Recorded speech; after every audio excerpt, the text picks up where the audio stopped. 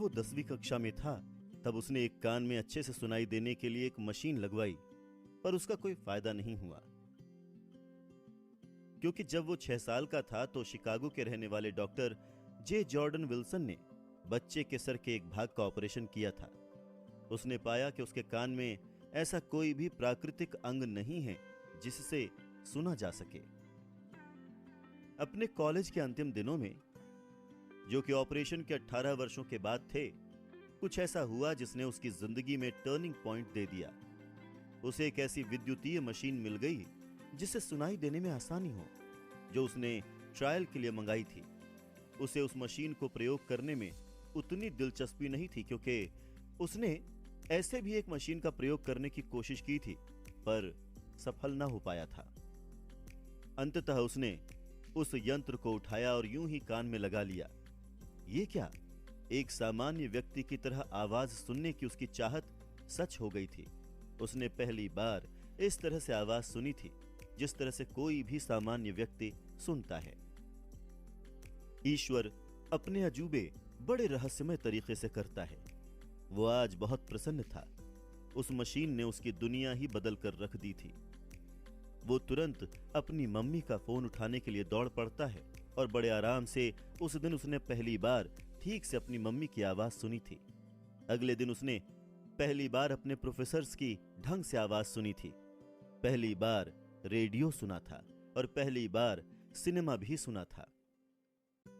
जिंदगी में पहली बार वो लोगों की सामान्य पूर्वक बात सुन सकता था। दूसरे व्यक्तियों को जोर से नहीं बोलना पड़ता था। उसे ऐसा लग रहा था जैसे वो दूसरी दुनिया में आ गया हो। हमने प्राकृतिक गलती को अपनी दृढ़ इच्छा शक्ति की वजह से अस्वीकार कर दिया था। इस दुनिया में उपलब्ध एकमात्र अभ्यास से हमने प्रकृति को अपनी गलती सुधारने के लिए मजबूर कर दिया था। इच्छा शक्ति ने अपना काम कर दिया था, पर यह काम अभी पूरा नहीं हुआ था। अभी भी लड़के को इस विकलांगता को एक संपत्ति में बदलना बाकी था।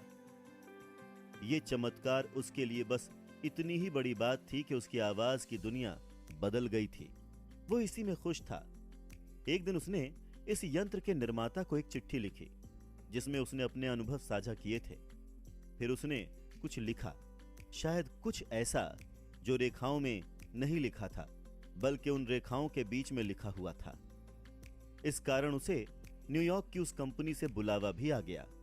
जब वो उस कंपनी के मुख्य इंजीनियर से अपनी बदली हुई दुनिया के बारे में बात कर रहा था, तो उसके दिमाग में एक विचार आया, एक प्रेरणा आई। एक प्रेरणा, आप जो भी नाम देना चाहें दे दें, उभर आई। उसने उसकी कमजोरी को एक ताकत में बदल दिया। उसे पैसे भी मिलने लगे और खुशियां भी आ गईं।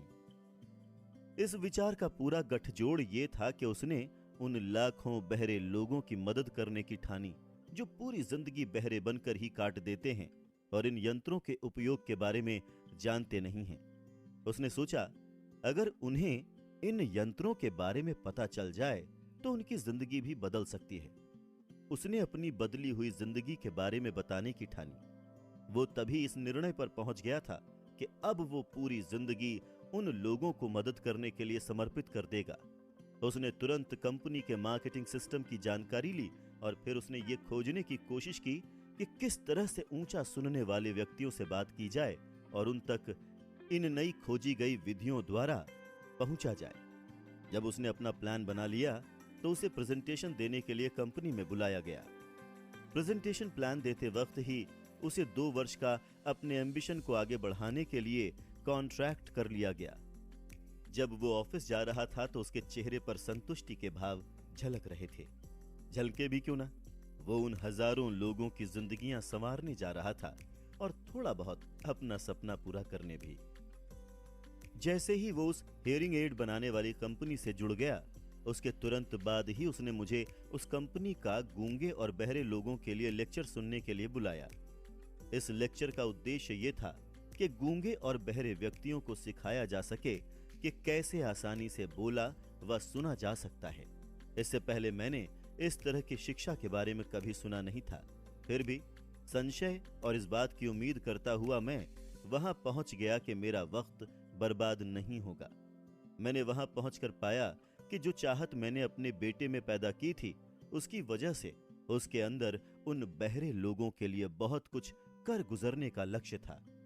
मैंने वहां पर यह पाया कि जिस सिद्धांत का मैं पिछले 20 सालों से प्रयोग कर रहा था, उसी के माध्यम से वहां गूंगे और बहरे लोगों को उनके जीवन से आगे निकलने की सलाह दी जा रही थी। अपनी जिंदगी के बदलने के बाद से ही मेरा बेटा ब्लेयर और मैं दोनों लोग उन गूंगे बहरों के लिए लग पड़े। इसमें निश्चित ही कोई संदेह नहीं है कि अगर ब्लेयर की मां और मैंने उसके दिमाग को आकार देने की कोशिश न की होती तो वो जीवन भर गूंगा और बहरा बना रहता। जब ब्लेयर बड़ा हो गया था, तब डॉक्टर इरविन वूरहीस, जो इन सब मामलों के बहुत बड़े विशेषज्ञ थे, वो मेरे बेटे का ढंग से निरीक्षण करने के बाद बहुत ही शॉक्ड हुए कि वो कैसे सुन और बोल सकता है, जबकि थियोरेटिकल रूप से उसे सुनाई देना ही नहीं चाहिए। एक्सरे चित्र में भी ऐसा कोई द्वार नहीं दिखाई दे रहा था जिससे आवाज मस्तिष्क तक पहुंच सके। वो इस बात से हैरान थे कि वो सुन कैसे पा रहा है। जब मैंने अपने बेटे में इच्छा शक्ति के वो बीज बोए थे कि वो बोल और सुन सकता है, अपनी जिंदगी एक सामान्य इंसान की तरह जी सकता है, तब प्रकृति ने कुछ ऐसा किया जिससे बाहरी दुनिया और उसके मस्तिष्क के बीच एक पुल का निर्माण हो सके और वो सुनने के काबिल बन सके। उस बात का पता बड़े बड़े स्पेशलिस्ट डॉक्टर्स भी नहीं लगा पा रहे थे। ये मेरे लिए भी ईश्वर के किसी चमत्कार से कम नहीं था। मैं अगर इस बात को पूरी दुनिया के साथ शेयर न करता तो शायद मैं कभी खुद को माफ नहीं कर पाता। इस अनुभव को आप सभी से शेयर करके मैं खुद को बहुत खुशकिस्मत मान रहा हूं। ये सब कुछ ऐसे नहीं हुआ।